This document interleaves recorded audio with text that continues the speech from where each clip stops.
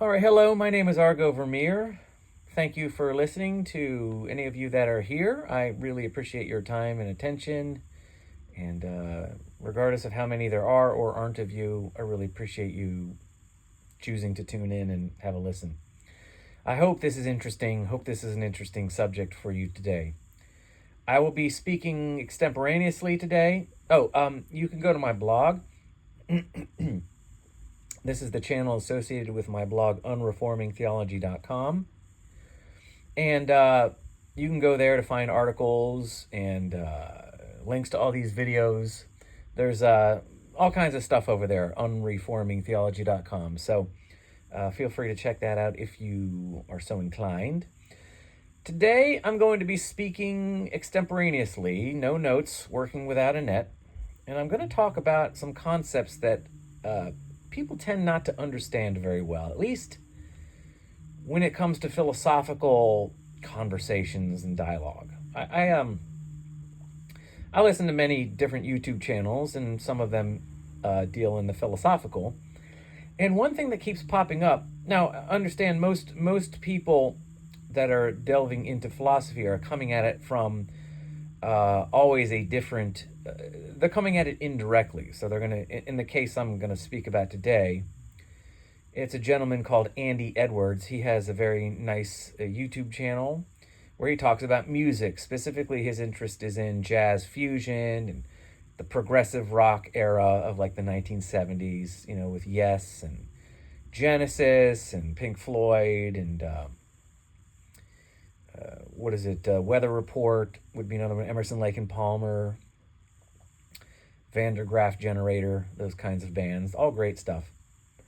And he infuses philosophical discussions into his discussions on music, and they're always very interesting. But what I notice is there's some, and it's typical again to people who approach philosophy indirectly are they're dilettantes, right? They're very incipient. Their philosophy is incipient. And this is not to say that it's dumb or it's not any good. It's not, or they don't have anything valuable to say. I'm not saying that at all. But unless you are a dedicated, well, like I like to think of myself, I'm a dedicated philosopher, but with a focus on metaphysics, which is about as philosophical as you can get, being that metaphysics is the most fundamental and ultimately most important category of philosophy that there is. Metaphysics are everything. And everything flows from metaphysics. So unless you're really dedicated to philosophy proper, and again, in my sense, specifically in metaphysics, then it is highly unlikely from what I've seen that you will have trouble. Well, you don't comprehend precisely, and therefore have trouble conveying certain concepts. And I noticed that today when I was listening to one of his videos. So one of the common concepts, I'm not going to talk about this specifically today, but one of the common things you'll always find all throughout society is how people conflate ethics and morality, as though they are sort of synonymous. And only in a highly, they're only synonymous in a very highly specific way. And they're not really interchangeable. Ethics is a philosophical category that has to do with the value of knowledge. More specifically, it has to do with how we apply what we know. So epistemology deals with, the category of epistemology deals with what constitutes knowledge and how does man know what he knows. And then ethics is the corollary philosophical category which follows from that, which says, okay, now that we've sussed out what knowledge is, how do we apply it? What is knowledge? What is the purpose of knowledge? What is the right way, the appropriate way, the relevant way to apply knowledge? So that is specifically fundamentally what ethics is in its broadest sense. Simply that. Now that we know what we know, how do we apply it? Meaning, what is its purpose? So ethics in that sense is very pragmatic. It's not even really values-based. I mean, it is in a sense that you're valuing knowledge. In other words, you're applying it because you're hoping to achieve some objective that you will then value as good. But it's not like value precedes the application. It's like, if this is knowledge, then this is how it must be applied. So knowledge, in order to be relevant, has to have an application so that the application, in other words, knowledge has to have a purpose. It has to have an application which then verifies that the knowledge is actually relevant. In other words, meaningful. So it's simply the requisite or corollary necessary relevant application of knowledge. That's all ethics is. And applying knowledge properly would thus constitute an ethical action. So somebody applying knowledge correctly, in other words, applying knowledge as it's properly defined and understood, would be considered to be an ethical application of knowledge. And then applying knowledge in a way that's inconsistent with its truth would be unethical. And then you would value the one as good and the other as bad, right? And so value is simply a byproduct of the application. It's not like a value drives the application. It's very pragmatic. You see, people think philosophy is very difficult. It has to be very subjective and convoluted, and that's why we all need to kind of work out our own truth, and you kind of have to suss it out for yourself because it's all messy out here, and nobody really knows for sure, and that's just not the case. Philosophy is very rational. It's very easy. It's very, I hesitate to say this, but it's very mathematical in its precision. It is very black and white. People don't like to hear that, but nevertheless it is. It's not subjective.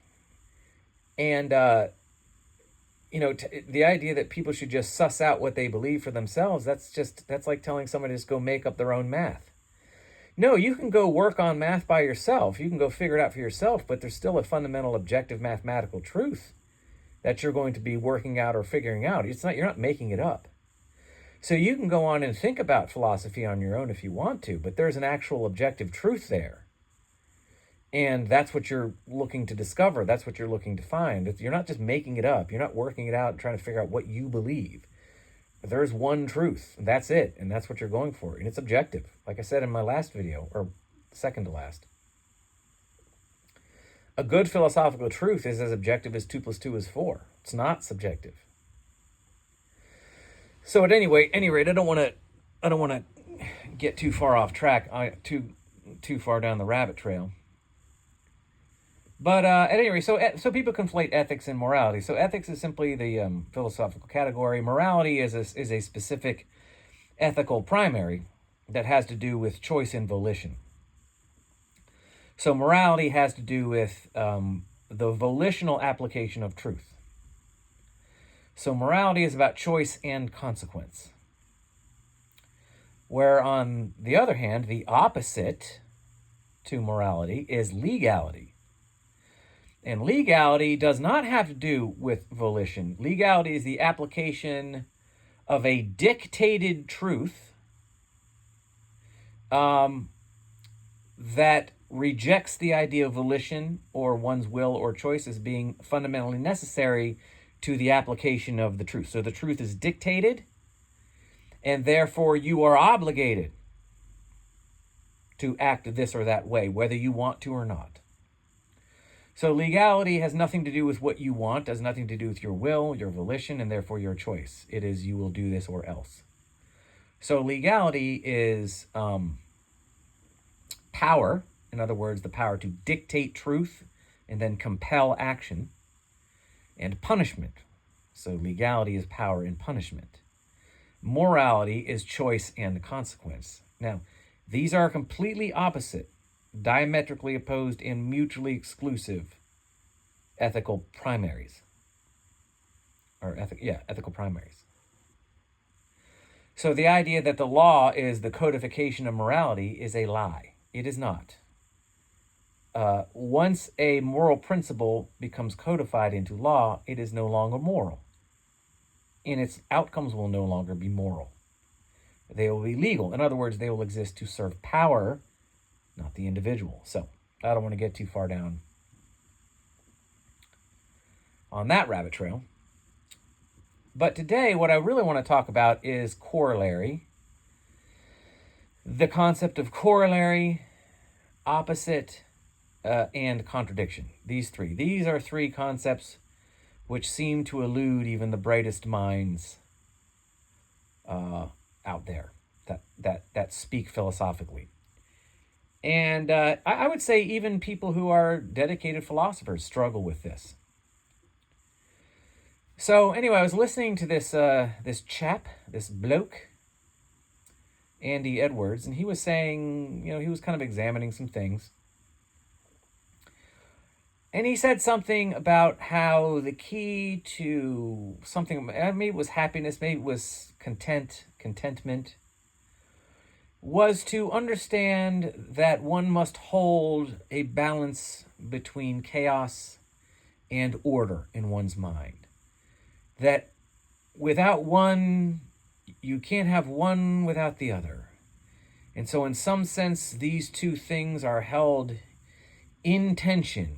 Well, he said balanced, but what he means is the philosophical concept of holding two opposing ideas in tension. And you hear this a lot in the Christian church, there's a whole lot of holding two mutually exclusive things in tension, the concept of the Trinity. God is one, but he's also three. And we hold these things in tension. And that's the key to happiness, is understanding there's a balance. It's this yin and the yang. You don't get one without a little bit of the other. One always implies the other. Now, that is a complete load of nonsense. And I'm going to tell you why. And this is not to impugn Andy's intellect, but the actual term for that, the actual real term, and again, I don't mean to dump on Andy. He's a smart guy, and he's a nice guy and fun to listen to, and I really enjoy him. But it's just, and I'm not saying he's not the one that came up with this. He's not the one that invented the idea of holding things in tension as the key to happiness, or having a balance in your beliefs. Holding both the yes and the no, the up and the down, the right and the left, the good and the evil, the order and the chaos in tension. He's not the first person to come up with that stuff. But it's a load of nonsense. And I'm going to tell you why. Now, the actual term for that, the actual term for holding in your mind,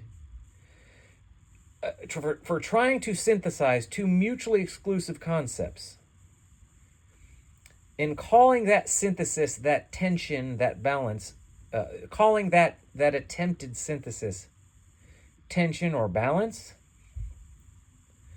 the actual term for that is called cognitive dissonance. And cognitive dissonance is entirely counterproductive to anything.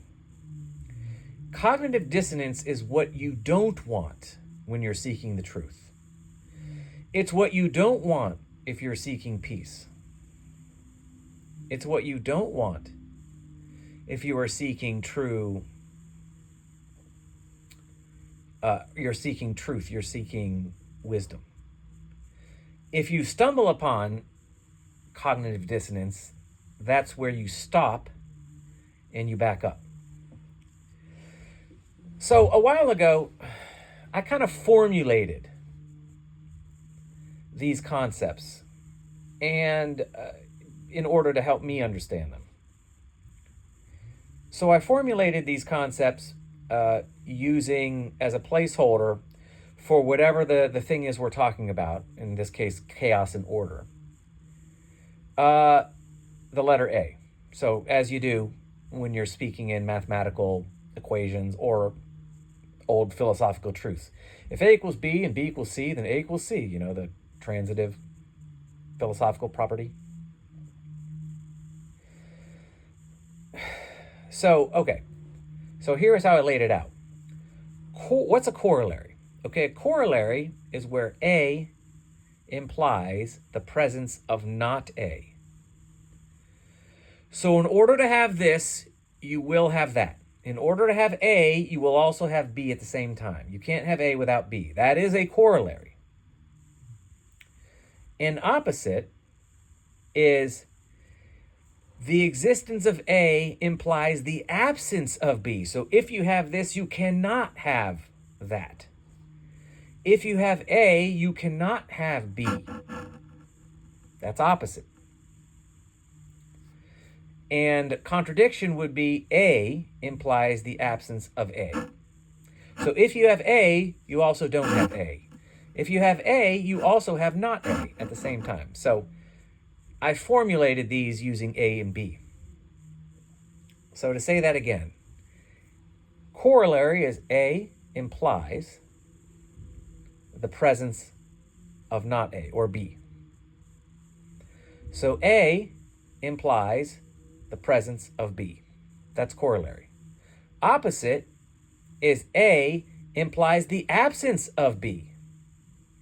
And contradiction, A implies the absence of A. Now here's the problem.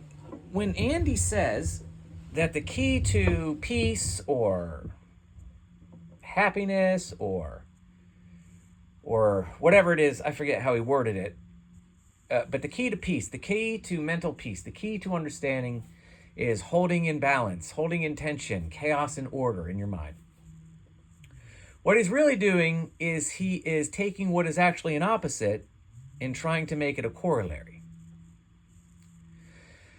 Chaos and order are mutually exclusive concepts. They are not corollary. In other words, the presence of chaos implies, by its very definition, the absence of order.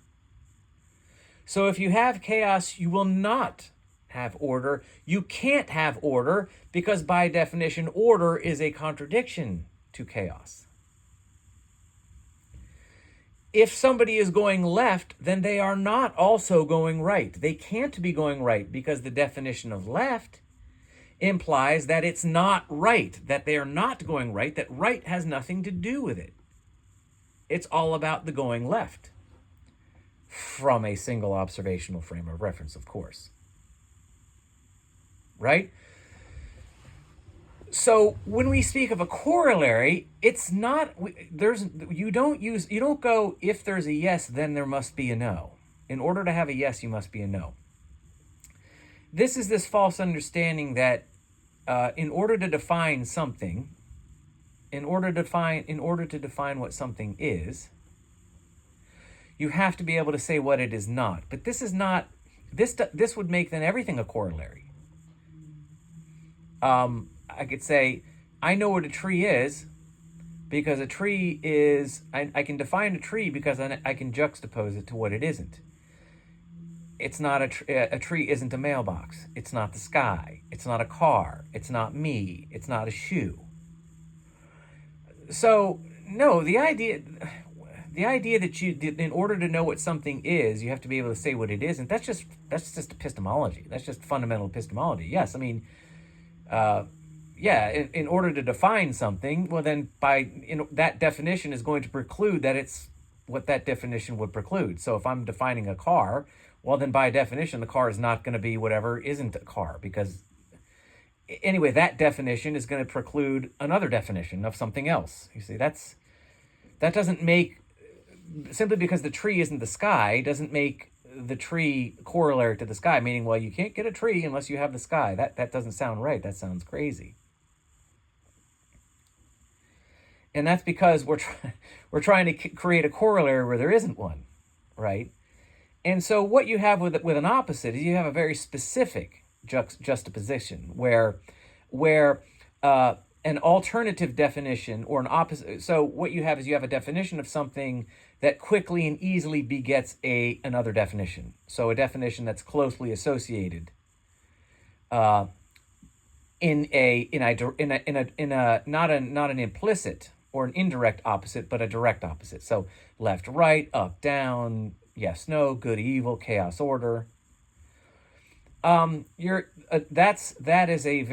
opposite is a very specific kind of implied definitional relationship. It doesn't make those two things a corollary. It just makes them opposites, right? Like an opposite isn't a corollary. Like you can go around the world to the left and never go right. In other words, you can have left without ever there being a right. You can have left without necessarily having right. Simply because you know that left isn't right doesn't make right a corollary to left. In the same way that simply because you know what order is doesn't mean that order is implied every time you see chaos. You can only observe chaos without observing any order. Just because you know that the opposite of chaos is order doesn't make those two things corollary. It just makes them opposites. And by that I mean the presence of chaos will mean that specifically order will not be there. So the presence of chaos means specifically that you don't have order. So it's a specific kind of relationship, but it's not a corollary relationship. You can have chaos, absolutely, without any order. In other words, you don't need to have order in order to also have chaos. You can have just chaos, and you can have just order. You can be going just up. You can be going just to the left. You don't also have to have some modicum. You don't also have to have some degree of going down mixed in with your going up. You don't also have to have some modicum of going right to your going left. In fact, you can't. That's why it's an opposite.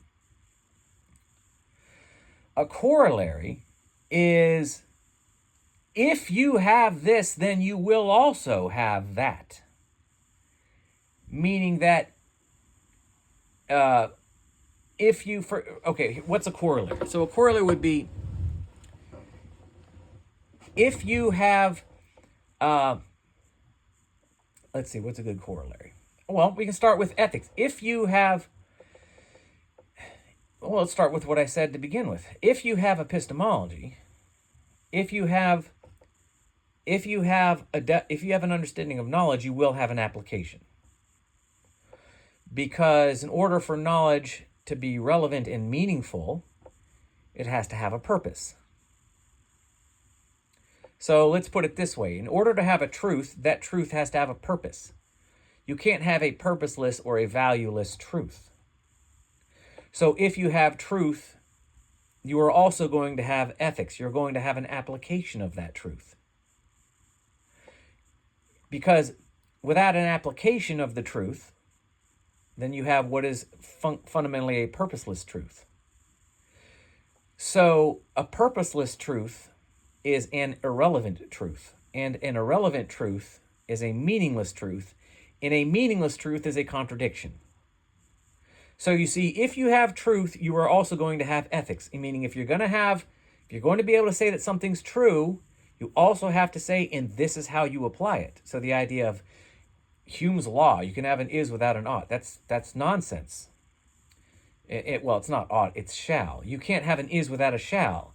If you have this objective description, then you have something you shall apply it. Then that description shall be applied. You don't get epistemology without ethics. That's why it's a corollary. You don't get authority without force. You don't get state authority without force. So if you acknowledge that the state possesses authority, then the state must apply force. It must be coercive. You don't get government without force. You don't get authority without force. That's a corollary. You don't have the existence of a state without the state compelling you, regardless of your will, into some legal obligation. So to have the state implies the exercise of force. You see? So that's a corollary, you see? So the presence of the state implies the presence of force, of forced compulsion, of compulsion. To have a truth implies the presence of an application of that truth. You see, that's a corollary. So I hope this helps. No, the key to happiness is finding truth. And the truth is not cognitively dissonant. You see? The key to happiness and the key to peace is rejecting the idea that there is any such thing as holding two mutually exclusive concepts in something called tension. In other words, the key to happiness and peace is rejecting cognitive dissonance, not embracing it. So I hope that makes sense. I hope I didn't come across as a pretentious little twit. But I just wanted people to understand and get this right, because it's really going to serve you. Because if you don't understand what a corollary really is and how it's different from an opposite, then you really are susceptible to a bunch of propaganda and nonsense. You'll spend your whole life following ideologies that won't lead to anything other than doubt, anxiety, fear, and chaos. You know, if you go around believing something that, like the belief that God is 3 and 1, and you justify this by saying, well, it's a corollary, I'm holding it in tension, and not properly defining it for what it actually is, which is a contradiction. And see, that's what it is. Cognitive dissonance is really contradiction. It's the attempt to synthesize mutually exclusive concepts like left and right, up and down, 3 and 1, chaos and order.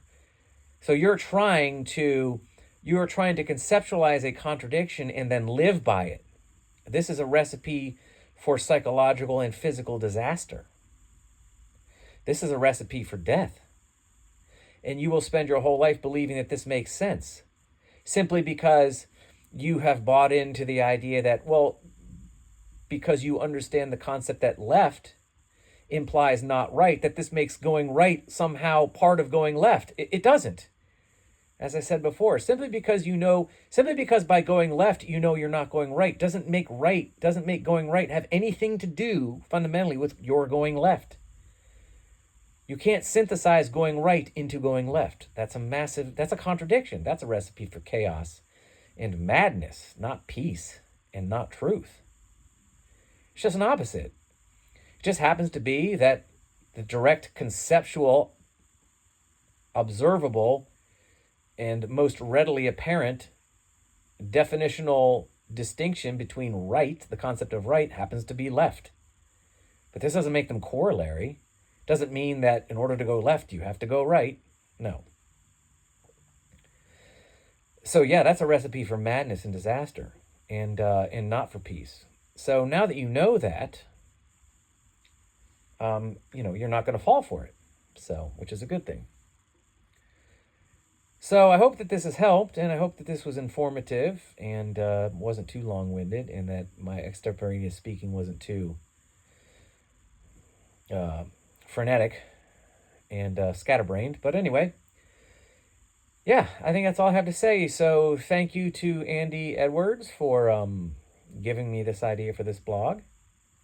And thank you to anybody who happens to be listening. And if you have anything to say, please leave it in the comment section. And I guess that's it. I will talk to you later. Take care. And this is Argo Vermeer out.